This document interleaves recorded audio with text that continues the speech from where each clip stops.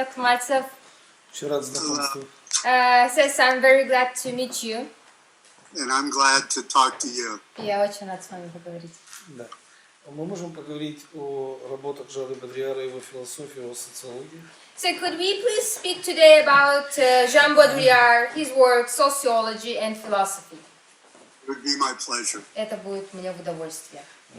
Ну и первый традиционный вопрос. Я так понимаю, что когда он познакомился впервые с трудами Жана Бодрийяра, это было очень давно. Так точно. So the first time, could you please tell when was the first time you got acquainted with works of Jean Baudrillard? It was in the 1980s. I went to a conference at in Illinois, the University of Illinois, and Frederick Jameson gave a lecture on postmodernism, the cultural logic of capital. And people were talking about Baudrillard and postmodernism. I also met Steve Best at that conference, who came to study with me in Texas, and we became collaborators on 3 books on postmodern theory. So that was a very important conference on Marxism and postmodernism at University of Illinois at Champaign, and there I first heard Baudrillard. Thank you. Первый раз я услышала о работах Бодрийяра в 1080-х годах.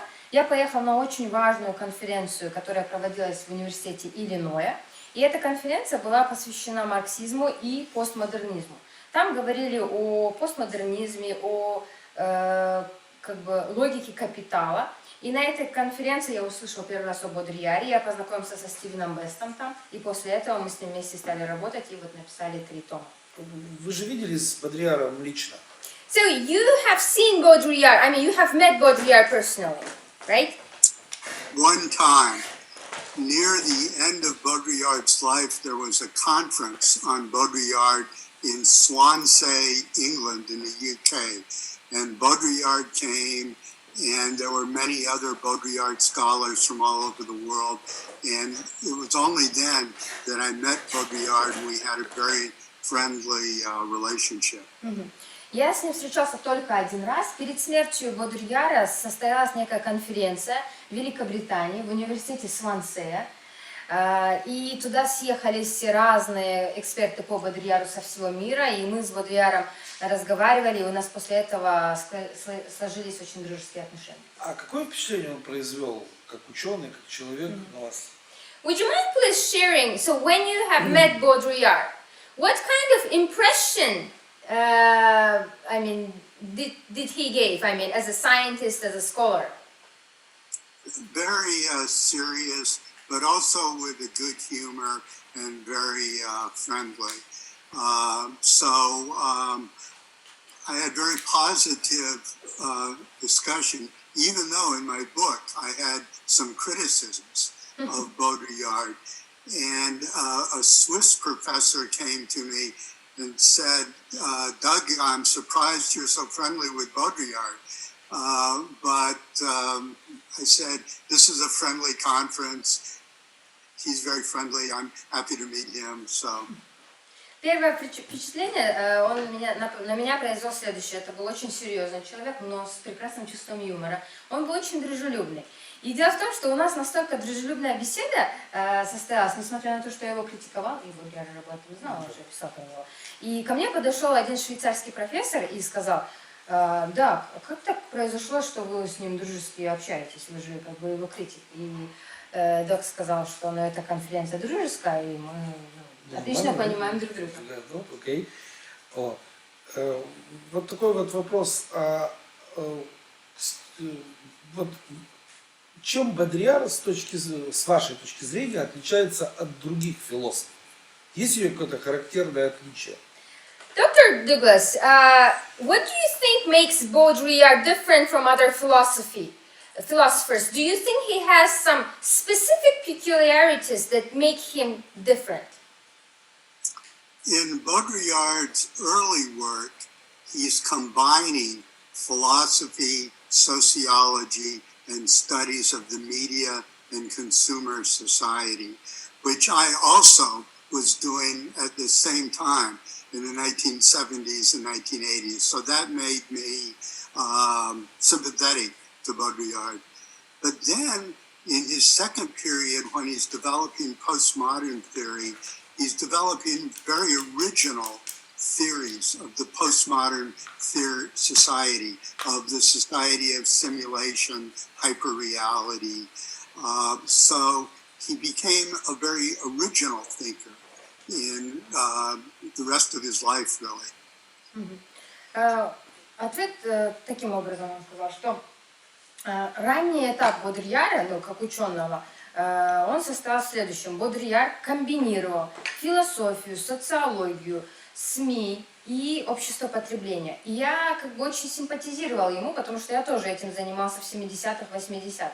Но во втором периоде становления самого Бодрийяра он начал разрабатывать саму теорию постмодерна, и он стал крайне оригинальным, очень необычным мыслителем как бы на протяжении всей своей жизни. То есть он про симуляцию говорил, про гиперреальность. И вот его идеи, касающиеся постмодернизма, были очень отличающимися, то есть оригинальными. Я понял. Окей. Вот вас считают одним из самых знаменитых знатоков Бодрийяра в мире. So, Professor Doug, so you are considered to be one of the most well-known and knowledgeable scholars of Baudrillard globally. Да. Это из-за того, что вы написали ряд критических книг в его адрес, об его философии, социологии, вообще об его работах. Поэтому? Is that because you have written like several fundamental books about his philosophy, sociology, and maybe together with the critique? I mean, what is the reason, in your opinion?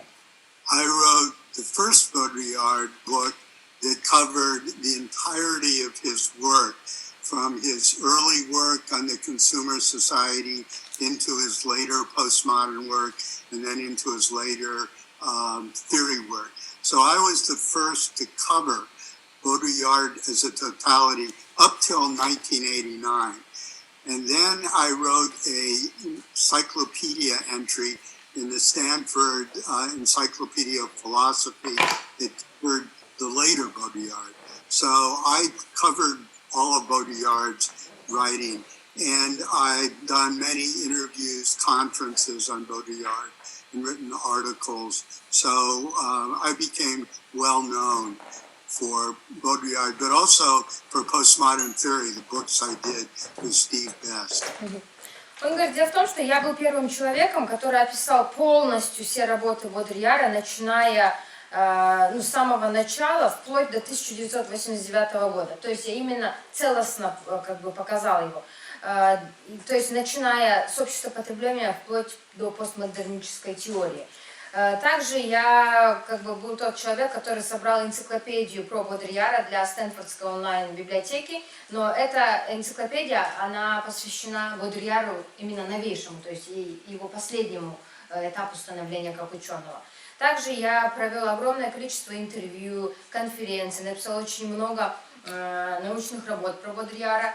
И также, скорее всего, почему я стала знаменитым, потому что мы написали вот трехтомник про постмодернизм в целом со Стивеном Бестом. Окей. То есть, по сути своей, как бы вы один из тех немногих людей, кто досконально разбирается в философии, социологии, радикальной антропологии Бодрийяра. Правильно я понимаю? И тогда отсюда как бы у меня как бы вопрос. Вот если бы мы с вами представили саму вот эту систему Бодрийяра, как бы нам подойти к ее изучению? So, it seems that you are one of the few individuals in the world that have a comprehensive knowledge of Baudrillard's philosophy, sociology, radical anthropology. So, if we try to approach Jean Baudrillard's system, if somebody wants to study it, how should he approach it? What should be his attitude?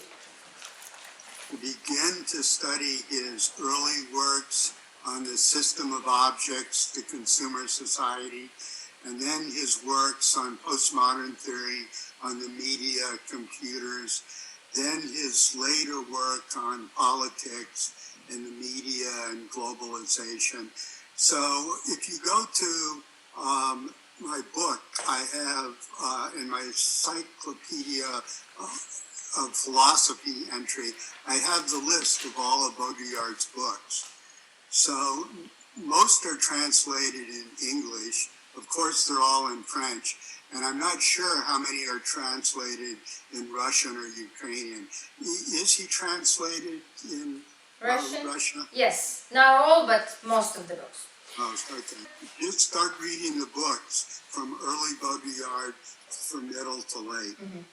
То есть And основной... you can read my book too to give you the overview. Yes. And we did already, the purple one that you have. Right. Он говорит, я бы подход порекомендовал Here's следующий. my Yes. purple book. Я ее только прочитал. Yes, so as I said, Dr. Maltsev finished reading it. Только закончил прочитать.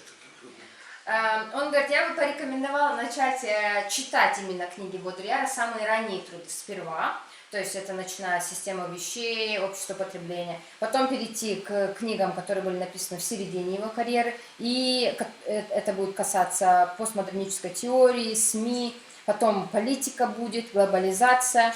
И вот я бы такой подход как бы порекомендовала. Вот в энциклопедии Стэнфорда я сделала список всех работ Бодрийяра. Многие из них на английский переведены, в оригинале на французском. Он говорит, я не знаю, сколько книг на русский переведены. Я сказала, большая часть. Да.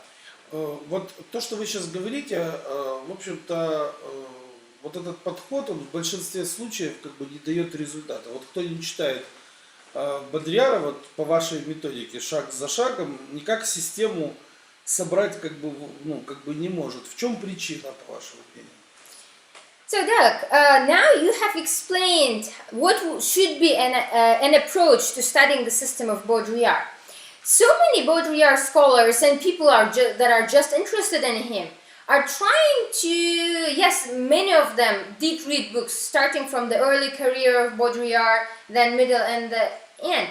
But it seems that it doesn't give the result for the reason none of them were able to assemble Baudrillard's system into one. So what do you think? What is the reason why people cannot get the comprehensive system of Baudrillard? I have one other explanation for this.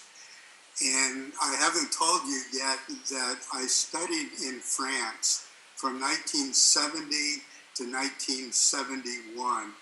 I had studied 2 years before in Germany at the University of Tübingen, where I had a German government fellowship. And I used the money in 1970-71 to go to France to study for 1 year. And during that year, I heard the lectures of Foucault, of Deleuze, of Guattari. I met Lévi-Strauss through his assistant. So I got a good understanding of French culture. And I watched all the French movies of Godard. I went every day to the Cinémathèque Française. So it helps to have an understanding of French culture during the 1970s and 80s when Baudrillard was doing his writing. And I went back to France maybe every 2 or 3 years for 20 years. So I have a good understanding of the French culture that helps with Baudrillard. Он говорит, я объясню, есть одна деталь, которую я вам пока не рассказала. Дело в том, что я 1 год именно учился во Франции в университете. До этого, то есть в этих годах, в 70-х, 71-м, до этого я учился в университете Тюбингена в Германии. И я накопил денег, чтобы поехать во Францию. Я настолько, проникся культурой Франции, я изучал Фуко, Делеза, Гуаттари, я познакомился лично со Lévi-Straussом и понял, впитал в себя французскую культуру, посмотрел все фильмы, которые выпускались во Франции. И то есть Бодрийяр писал очень популярно свои книги в 80-х, 97-х годах, и в это время я изучил, какая культура Франции была, и на протяжении 20 лет после этого я возвращался во Францию, несколько раз, постоянно, где-то в год несколько раз. И вот это понимание, глубокое понимание французской культуры и предыдущих его современников позволяют целостно понять Бодрийяра. Окей. Ну, вряд ли я могу порекомендовать кому-то ехать во Францию и проникаться как бы культурой этой страны, потому что, ну, наверное, не все имеют такую возможность в разных уголках мира.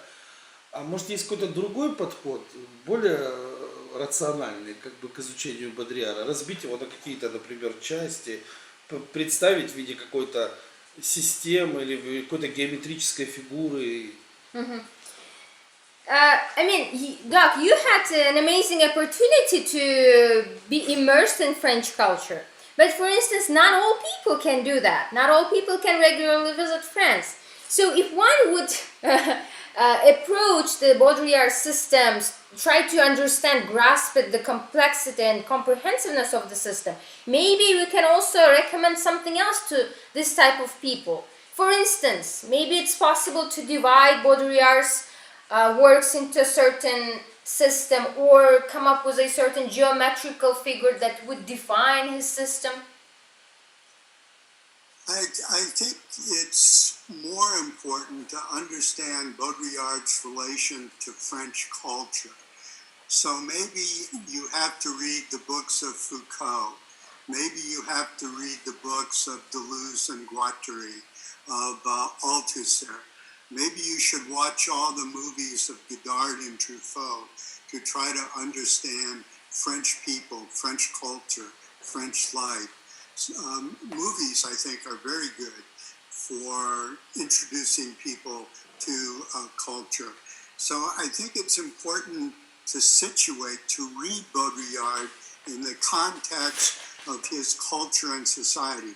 Also, in May of 1968 in Paris, there was a revolution, and Baudrillard was part of that, May 68. I was at Columbia University at that time when there was an occupation.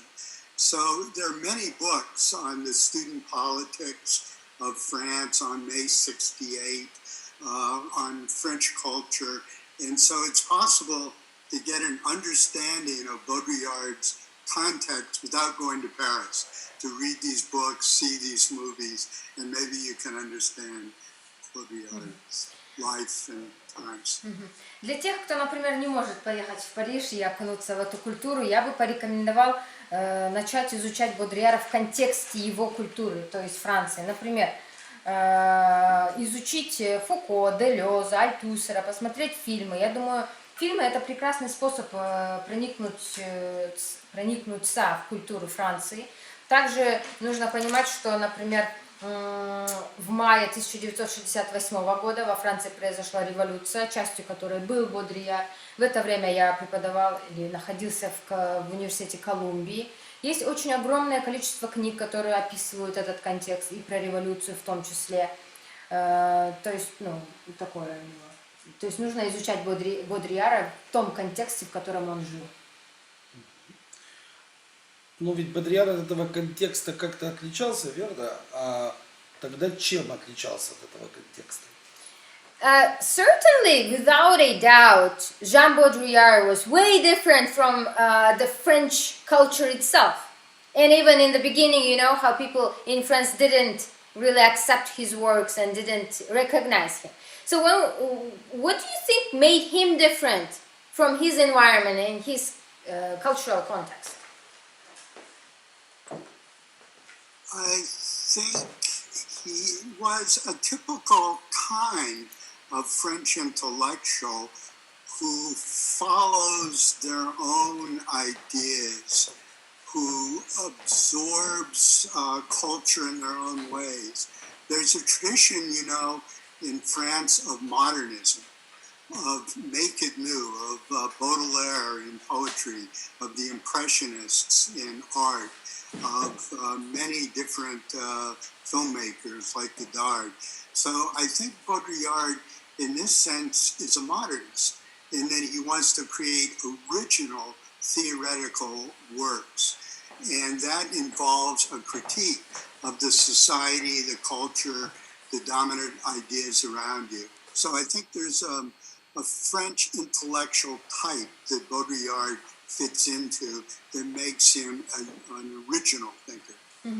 Я думаю, что делает Бодрийяра оригинальным мыслителем, это в том, что нужно сказать, что он очень как бы типичный человек французской интеллигенции. То есть это люди, которые привыкли следовать своим идеям, люди, которые привыкли по-своему впитывать в себя некую культуру. И мы знаем, что в те времена во Франции было движение целое модернистское, в искусстве было импрессионизм, Гидар тогда вот как режиссер был очень популярен. И я думаю, что Бодрийяр в какой-то степени он модернист, который критикует общество, доминирующие идеи в обществе.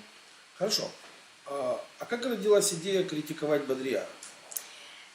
Doc, so how did you came up with an idea to critique some of Baudrillard's ideas? Because at the time I was very deeply involved in the Frankfurt School, in Herbert Marcuse, T.W. Adorno. Adorno wrote a book called The Jargon of Authenticity. It was a critique of Heidegger and his concept of authenticity. And the dominant intellectual jargon in the United States and throughout Europe was postmodernism. So I intended to do a critique of the jargon of postmodernism. So that's why I got a critical stance. But I also got seduced by some of Baudrillard's ideas. And so I think I'm a Hegelian, where I absorb everything. I get ideas from all sorts of different traditions and create a synthesis. So I think that's how I became a critic, but then also a sympathizer to some extent. Дело в том, что в то время, когда вот я начала заниматься критикой Бодрийяра, я была как бы очень ярым приверженцем французской школы, и тогда я изучала работы Маркуза, Адорно. И вот у некого Адорно, я точно потом еще фамилию посмотрю, он написал некую книгу, которая называется «Жаргон аутентичности». И в тот момент, в том числе, Хайдеггер был очень популярен, и в США, в том числе, и во всей академической культуре тогда доминировал академический жаргон постмодернизма. И я хотела покритиковать этот жаргон сам. И так получилось, что я стала как бы критиком Бодрийяра. Но одновременно я был соблазнен его идеями. И в какой-то степени я хегелист, или вот как бы как Гегель, наверное. Потому что я впитываю идеи разные традиции. То есть я критик Бодрийяра, да, но с другой стороны я его поддерживаю. Окей. А были идеи Бодрийяра, с которыми вы были категорически не согласны? Professor Doc, were there any ideas of Jean Baudrillard that you were like critically against? Not seduced, but like this is completely wrong. Was it something like this? There was a late period in the 1980s of Baudrillard where he wrote metaphysical books about the battle between the subject and the object. And for Baudrillard, the object defeated the subject. And that to me was undialectical. I'm a Hegelian that believes subject-object dialectic. And the subject is us, our subjectivity, and the object is society, the other. So Baudrillard was saying subjectivity, critical thought, the subject is overwhelmed, defeated by the object, the media, the consumer society, the state. It controls everything. And so I didn't agree with that. That was the one period of Baudrillard that I had critique. All right. So before I translate this, do you still disagree on this thing, or it was only during that period? Pretty much I disagree, but sometimes in pessimistic moments, maybe he's right. Gotcha. То есть это первый пример, на что он критично не согласен был с Бодрийяром. Это был поздний период 1980-х, когда Бодрийяр написал книгу о метафизике. И Бодрийяр объяснял битву между субъектом и объектом. И он считал, что объект победил субъект. И он объясняет, что это такое. Он говорит, то есть он думал, что субъект, то есть это мы, то есть это наше критическое мышление, оно как бы не устояло перед объектом, то есть объект общества, медиа, государства. И говорит, ну, это недопустимо, как это нас может это все победить. И я спросила у профессора Дугласа, он на самом деле и сейчас не согласен. Он говорит, в целом да, но в некоторые пессимистические моменты я согласен с Бодрийяром. Да, всему свое время, да. Тогда у меня возникает, ну, как бы вопрос, это единственный момент, по которому профессор был не согласен с Бодрийяром? So, Professor, another question that Dr. Maltsev is asking, is this the only, like, main point when you clash with Baudrillard, or are there some other things? Small points, nothing of great importance. Это самое крупное, есть небольшие нюансы, с которыми я не согласен, но они не важны. Не важны, отлично. Спроси, пожалуйста, профессора. Окей. Please, yeah.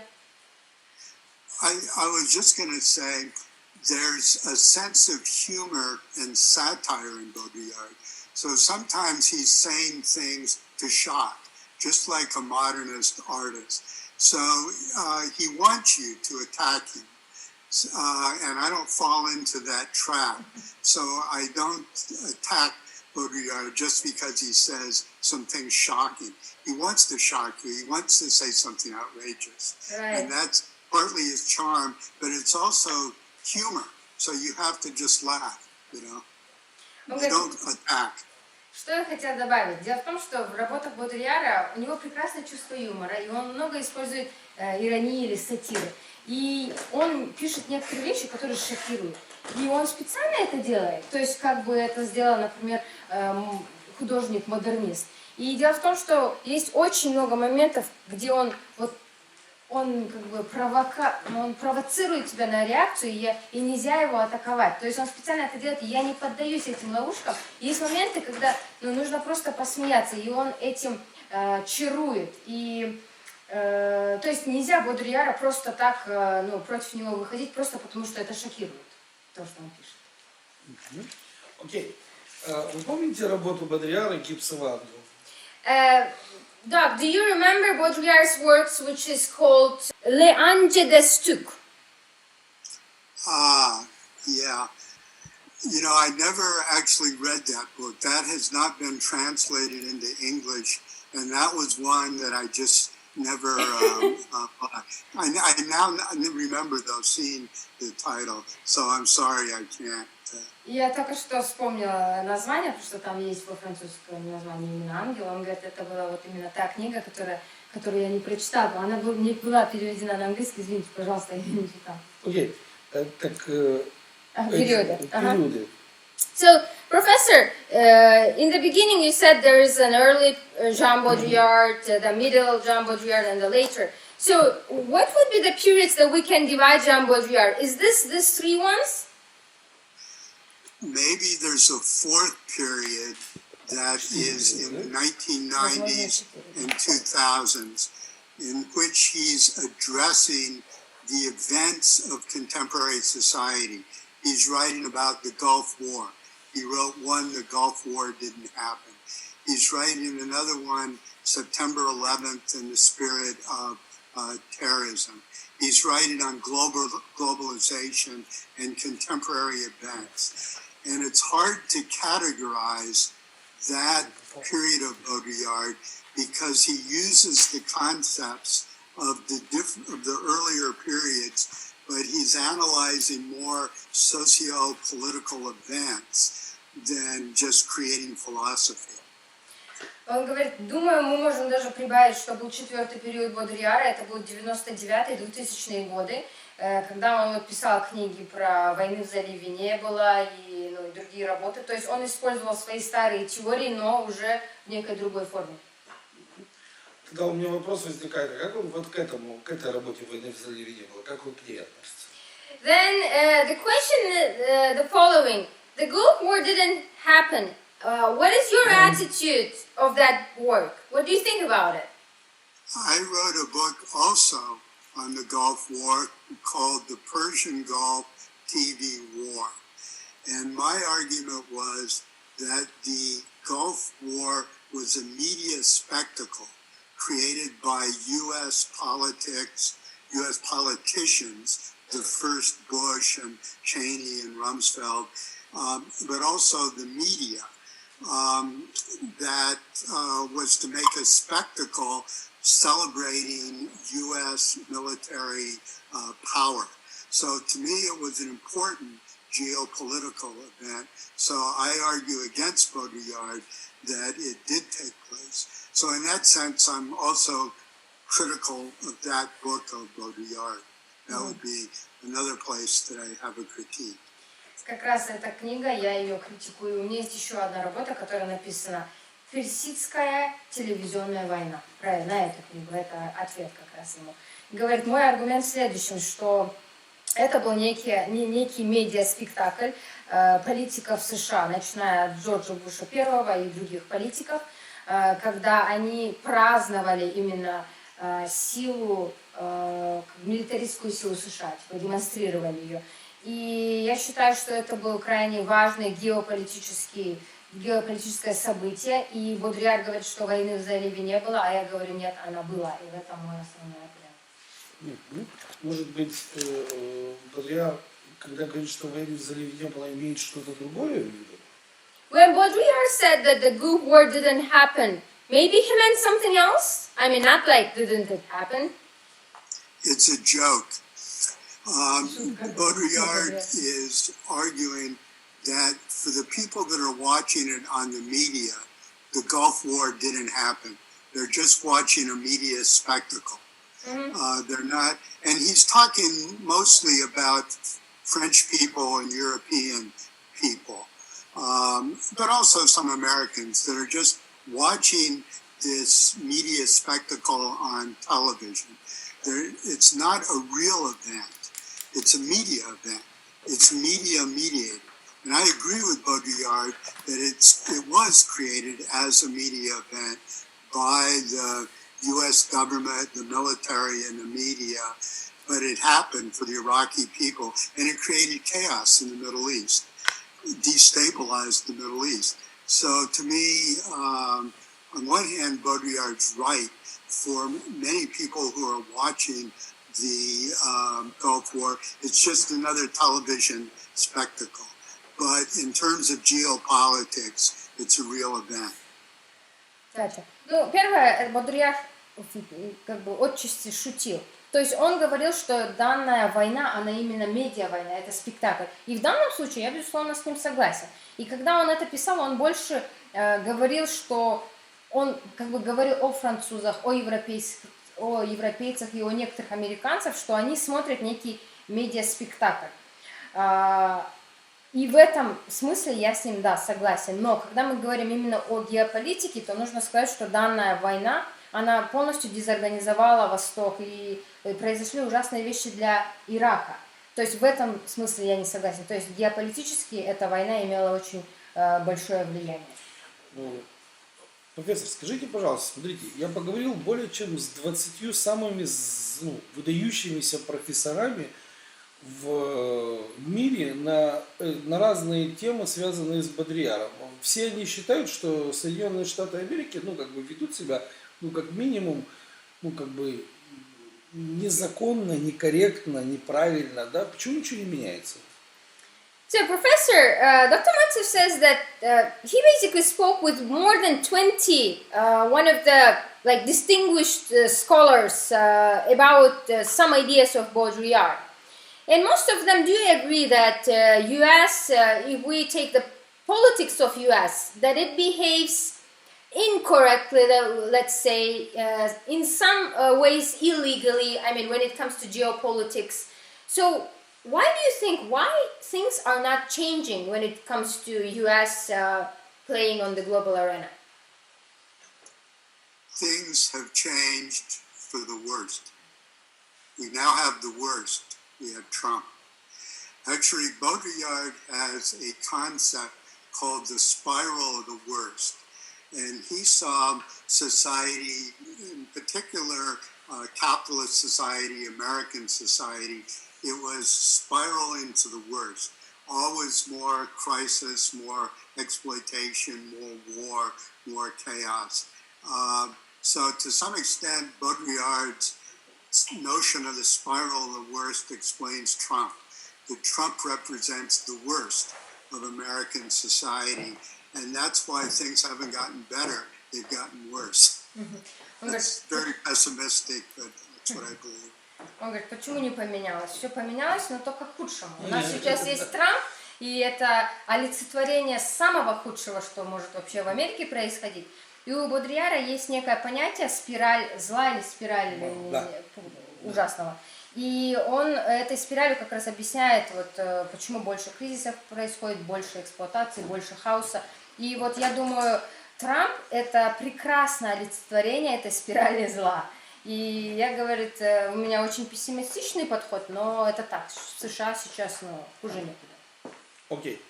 Когда мы говорим о социологии, антропологии, философии Бодрийяра, ведь вот знаете, как Бодрийяр, он вот работал, и вот с моей точки зрения произошел какой-то обрыв, да, то есть вот раз он умер и все. И вот получается такая ситуация, вот вы как считаете, он систему свою закончил или все-таки не успел? So, Professor Duck, so when we look at the Jean Baudrillard's life journey of his scientific life journey, so he did so many things with philosophy, sociology, anthropology, and then suddenly there is a certain gap. I mean, he passed away. So, in your opinion, do you think Jean Baudrillard was he on time to complete his system, or is there something missing? There's always something missing. I think Baudrillard himself, like myself, is against systematic philosophy. We see that philosophy changes with the times. If there's new political events, wars, Trump, economic catastrophe, pandemics like now, that you have to theorize what's happening, the current events, the contemporary situation is always changing, so theory always has to change and keep up with it.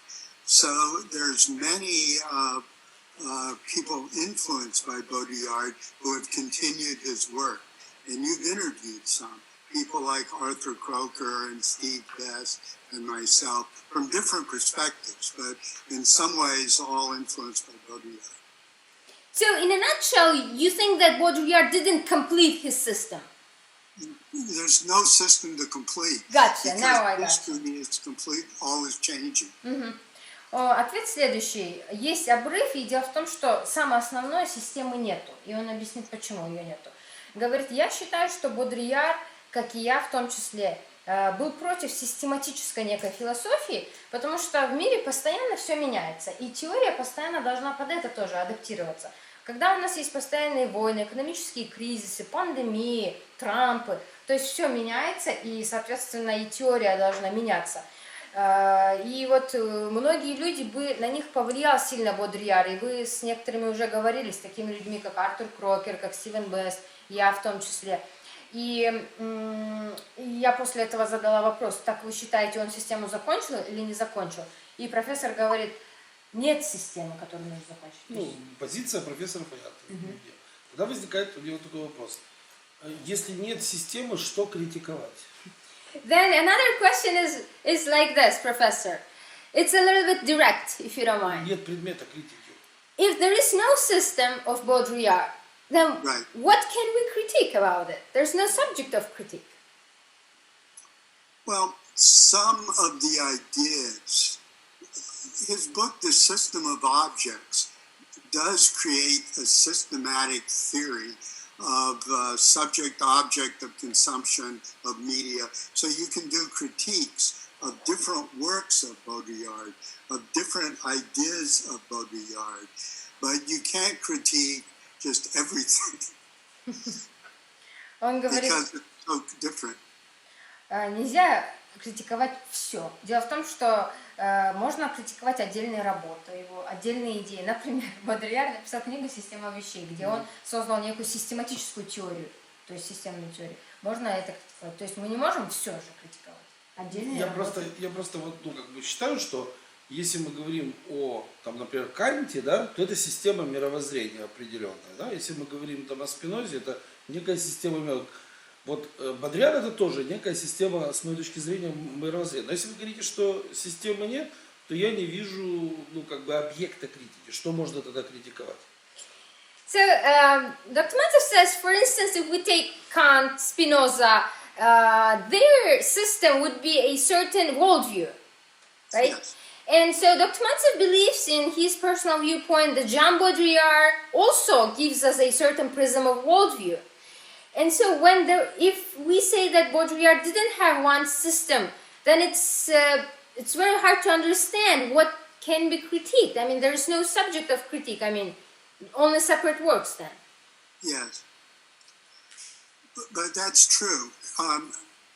The difference is Spinoza, Kant, Hegel, even Marx are systematic philosophers.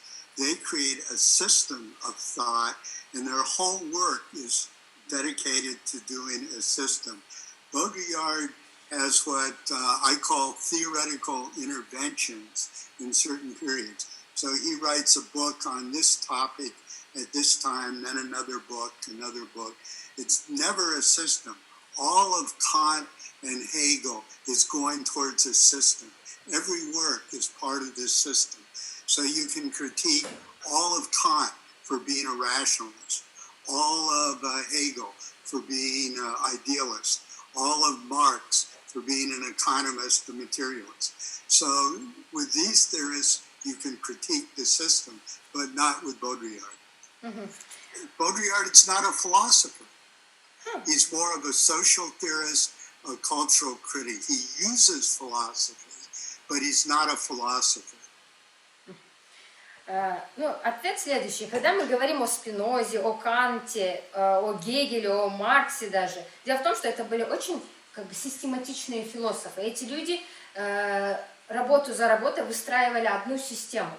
И в данном случае мы можем, например, всего Канта критиковать за то, что он был рационалистом, например. Или мы можем всего Гегеля критиковать за то, что он был идеалистом, Маркса за то, что был он экономистом. А Жана Бодрийяра мы так не можем, потому что у него не было целостной системы. Он делал следующее. Он как бы вброс или вмешательство теоретическое делал в разные периоды времени. Например, он писал определенный труд в определенном времени, и это было некое теоретическое вмешательство. Но никогда у него не было одной сложной системы, поэтому мы можем критиковать только отдельные работы Бодрийяра. И еще в конце такое сказал профессор, что Бодрийяр не является философом, он является социальным теоретиком или культурным критиком, который использует философию. Да, ну, это ж, как вы понимаете, то, что сказал профессор, это ж, ну, так не все считают. Professor Duke, the fact that you have said that Jean Baudrillard is not a philosopher, but a cultural theorist or a cultural critic who used theory, not many people would agree with you that he is not a philosopher. There's different concepts of philosophy. I am a philosopher in the same way Jean Baudrillard is a philosopher, in the same way T.W. Adorno or Herbert Marcuse is a philosopher, a critical theorist, a critic of contemporary philosophy, theory, culture. Then there's traditional philosophy. When I studied philosophy at Columbia University, we only studied Greek philosophy, medieval, modern, Descartes, Kant, Hegel, not Marx, John Dewey, pragmatism. Those are systems of thought. And that's what a philosopher studies, systems of ideas, systems of thought. And Baudrillard is a philosopher in a different way, no system. Он говорит, дело в том, что сама философия как понятие, оно обширное. Я философ, точно такой же, как Бодрийяр в какой-то степени философ теперь. и так же, как и Маркузе и другие люди, которых он перечислил. То есть он другой философ. Например, когда я изучал в университете Колумбии философию, мы изучали древнюю философию греков, Канта, прагматизма и так далее. То есть, и они все как бы систематичны, система идей, система мыслей. Но Бодрийяр, он другой, у него нет системы, то есть он другой философ. Хорошо, давайте по-другому подойдем к вопросу. А есть такая вероятность, что просто кто-то вот из ваших коллег не смог понять Бодрийяра и поэтому не смог вывести систему? То есть для Бодрийяра система существовала, для его последователей система существовала, а для тех, кто как бы в этот круг не был допущен, те системы не понимают. Может такое быть? So, Professor Duck, could we try to think about the following scenario? Just imagine. Let's imagine that Jean Baudrillard did have a system for himself, and maybe some of his close people knew about this, but other people, like scholars, like we are, maybe like other people cannot assemble and understand and grasp that system. Is that possible? It's possible. Возможно. Я просто сталкивался уже, Every theorist lives in his own ideal world. And then maybe just parts of that world are in Baudrillard's books. But he never tries to write a book of that system the way Hegel did, the way Marx wrote Capital. Он говорит, это возможно, потому что каждый теоретик живет в своем идеальном мирке. И, возможно, у Бодрийяра был мирок, но он в своих работах не смог показать одной целостной системы. Как это сделал Гегель. Or would it be possible that Jean Baudrillard did present his system in his books, but people didn't grasp it? Is that possible? It's possible, but I want to bring in another name in philosophy, Nietzsche. Friedrich Nietzsche was very influential on Baudrillard and on all French thinkers of the period. So the early and the middle Nietzsche were no system. They were just writing one book after another. The Antichrist, Thus Spake Zarathustra, sort of a literary work. Then the late Nietzsche, before he dies, writes The Will to Power. He tries to write a system, but he dies. So there's no system of Nietzsche. So I think Baudrillard is a philosopher like Nietzsche. He's writing books, he's engaging the contemporary world, and maybe like Nietzsche, somewhere in his head, he has a theory, a system, but he never wrote a book about it. Например, говорит, я не сказал про Ницше, и это человек, который сильно повлиял на Бодрийяра. И у самого Ницше тоже не было системы. То есть его ранние работы и работы в середине его карьеры были про антихриста, про Заратустру. И в конце своей карьеры Ницше попытался написать работу о его системе, но он умер, не успел. И я думаю, Бодрийяр вот такой же философ, как Ницше, то есть у него, возможно, была в голове некая система, которую он не успел или не смог в книжках написать. Дело в том, что Бодрийяр в своей работе, которая называется «Интеллект зла», пишет о том, что достаточно смешно думать, о том, что если человек читает Ницше, он поклонник Ницше. So, if we remember the book Intelligence of Evil, Baudrillard writes that, for instance, if somebody studies Nietzsche a lot or reads Nietzsche, it doesn't mean that he's an adherent or a follower of Nietzsche. No, but maybe he's influenced by the writing style, the way of thinking. Could you please repeat? No, but maybe it's the writing style of Jean Baudrillard, you mean? Maybe Baudrillard is influenced by the writing style of Nietzsche, by the way he engages contemporary realities of his textual practices.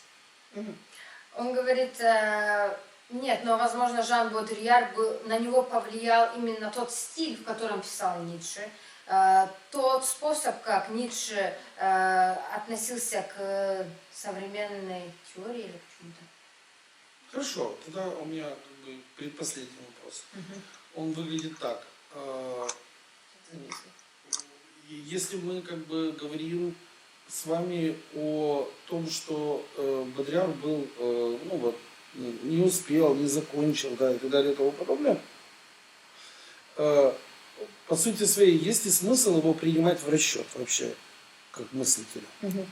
So, Professor, if we suppose that, for instance, Jean Baudrillard didn't finish his system or didn't outline it in the book because he didn't have time or for many other reasons, then is there even a point of taking Jean Baudrillard in regard as a thinker? It all depends on your concept of philosophy. If, for you, philosophy is creating a system, then Baudrillard fails. If a philosopher is to create original thinking, to write important books that are provocative, to do social critique that's important, then Baudrillard, I see him as a critical theorist. And not a systematic philosopher. The important concept is critical theorist. Он говорит, дело в том, что все зависит от того, как вы понимаете философию. Если вы считаете, что философия, основная ее цель, это создать систему некую, то, безусловно, в данном случае Бодрияр полностью провалил эту задачу. Если человек считает, что философия заключается в том, чтобы создать труды, которые оригинальны, провокационные, или некие идеи, которые провокационные, то тогда он, безусловно, преуспел. Я считаю Бодрияра критическим теоретиком. И здесь важное слово «критический». Если бы, тогда последний у меня вопрос, если бы не было Бодрияра, кого вы стали бы критиковать? Then the last question, Professor, if you don't mind. Imagine that there is no Baudrillard and he never existed. Who would you have critiqued? Whose ideas you would have chosen to critique? Frederick Jameson. Фредерика Джеймсона. Окей, у меня вопрос. Спасибо огромное, профессор. Jameson was, with Baudrillard, the most important early theorist of postmodernism. He wrote Postmodernism, or the Cultural Logic of Capital.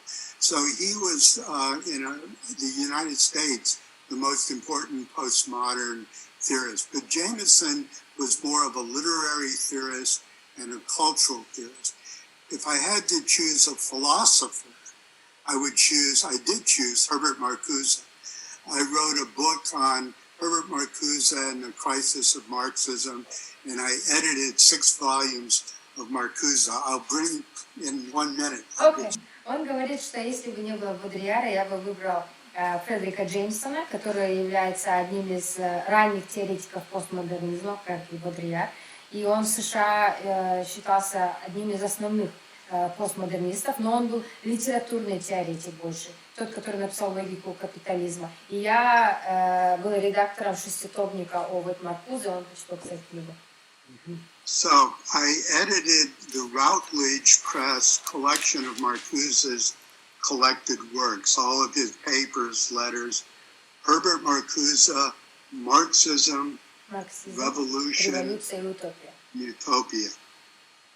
И это издание Роутлидж, достаточно авторитетное. Он говорит, там собраны все его заметки, шеститомник. Следующая книга «Искусство и литература». Art and Liberation. Извините, «Искусство и либерация». Technology, War, and Fascism. Технология, война и фашизм.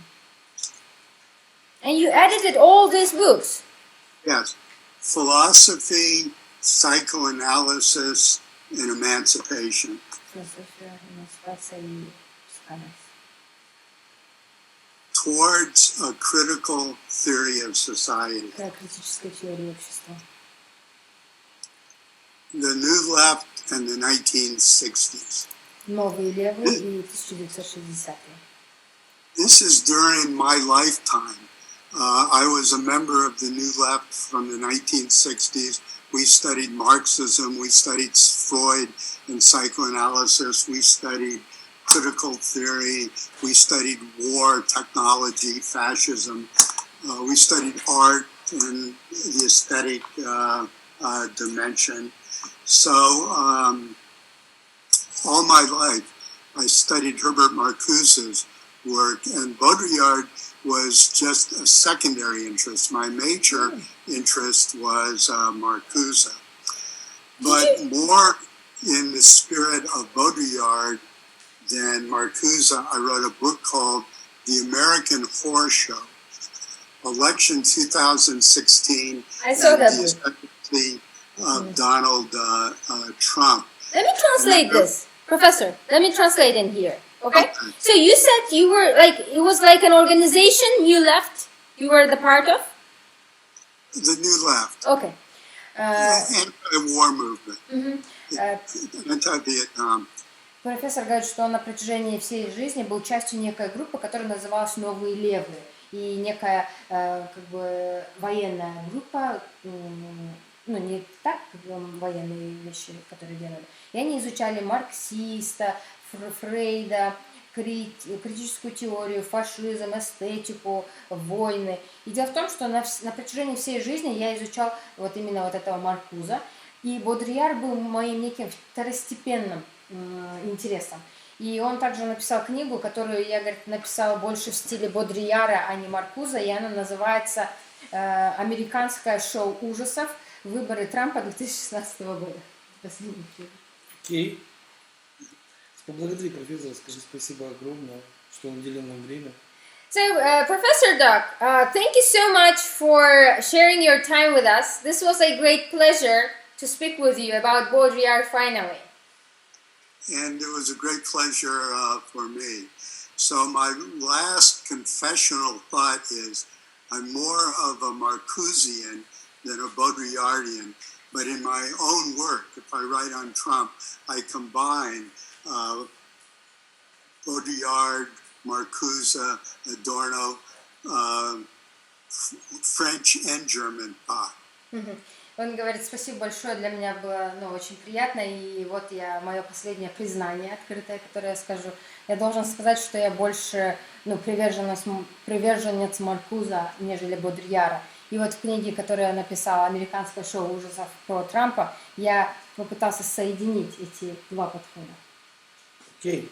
Thank you, thank you. And we will be in touch, and I'll be sharing everything with you later in the email. And it was I look forward to keeping in touch with you. Yes. See you. Bye. Thank you. Stay healthy. Будьте здоровы. You too.